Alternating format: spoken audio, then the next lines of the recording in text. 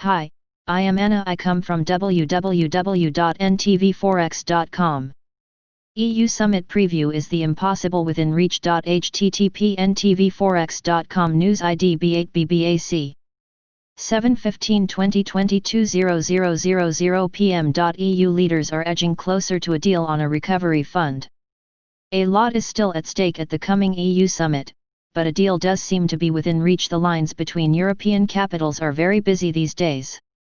In the run-up to the European summit on Friday and Saturday, several bilateral meetings between the key players have received media attention. However, very little has actually been said after these meetings. Angela Merkel seems highly determined to bring the European Recovery Fund to life. In our view, probably the most important news of recent days and meetings is that Angela Merkel seems highly determined to bring the European Recovery Fund to life. She leaves very little doubt that this time around she really wants to do serious business and put her and Germany's entire political weight behind it. Admittedly, there are still many open issues and some observers have cast doubt about the feasibility of any deal at all. We remain more optimistic. European leaders have come already a long way on some very sensitive issues. The fact that there now is broad agreement about support for the worst-hit countries in the crisis and that there should be European borrowing from the market is already an enormous game-changer.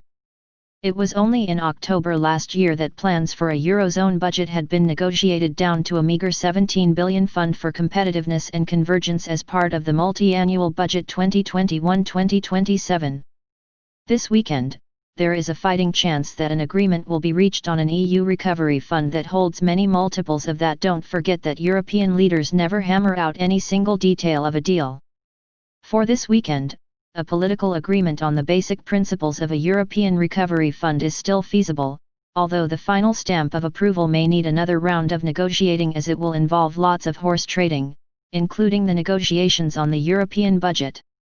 A deal now would be huge, but any sign of further progress on the remaining contested issues would also still be positive. What are the make it or break it points on the table this weekend? The European Commission plan for a 750 billion recovery fund has been amended somewhat by the European Council, but overall the proposal that is now up for negotiation is roughly similar to the Commission plan.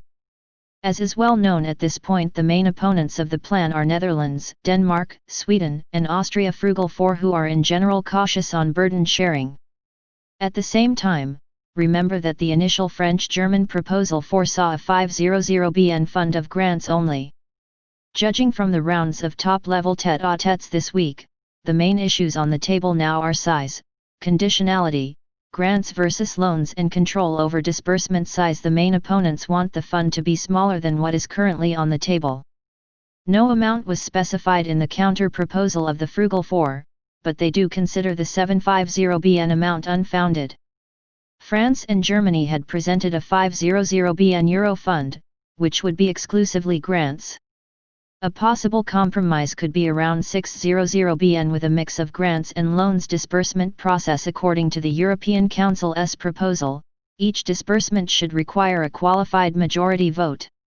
The European Commission had proposed a qualified majority vote to block disbursements, while the Frugal Four would like to see unanimity. Probably included in the ratio for unanimity is the proposal of national parliament approvals. However, this does not seem to stand a serious chance at the moment.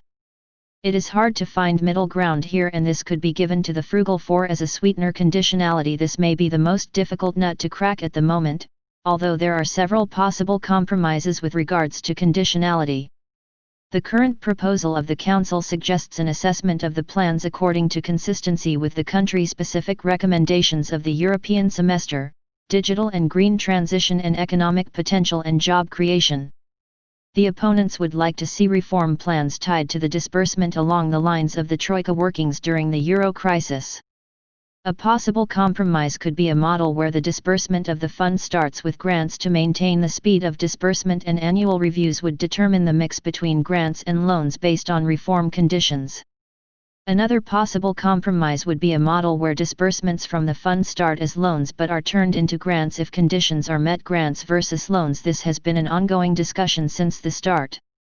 In the counter-proposal by the Frugal Four, Only loans were mentioned as the opposition to grants is large, and Dutch PM Rutte has indicated that grants are a possibility under strict conditions. This is clearly a balance which provides wiggle room for a compromise. However, Angela Merkel this week said that a significant change would not make sense. In our view, this could be negotiated down to a 50-50 mix. At a size of 600 bn, this would still allow for a sizable amount of grants. Sourcing. What would constitute success at the summit? The above does look like a lot of work is still to be done over the weekend, with a lot of possible outcomes still imaginable. If an agreement on basic principles of a deal is found, though, it is hard to imagine one that wouldn't be considered a historical success. It would mark a new step in terms of burden sharing with the purest form of Eurobonds seen so far. Only if the size of the fund would be minimized this could be seen as disappointing, but would after some time still be perceived as a new step in terms of European integration. Financial markets have responded positively in the run-up to a possible agreement that would be received very positively by financial markets, which have already responded positively in the run-up to a possible agreement. In terms of real economic impact, the devil would be in the details, but the proposals floating now would generate significant stimulus in some of the countries most vulnerable to a longer economic slump if no deal is reached at the summit. This is not necessarily a disappointment. It is well possible that more negotiations are needed over the summer, so this does not necessarily mean that a deal is out of reach. Signs of concern would be a postponed decision to a new summit at a later date without a statement on progress.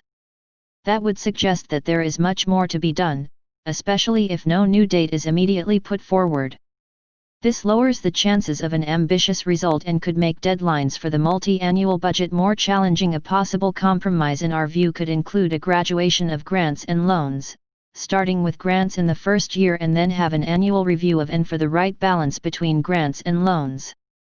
As stated above, any kind of political deal this weekend would be seen as a success. However, Angela Merkel's comments this week that settling for a deal could take until the end of the summer was a clear warning against too much optimism. Read the original analysis. EU Summit Preview. Is the impossible within reach? Subscribe our channel to receive the news as soon as possible. Thank you for watching.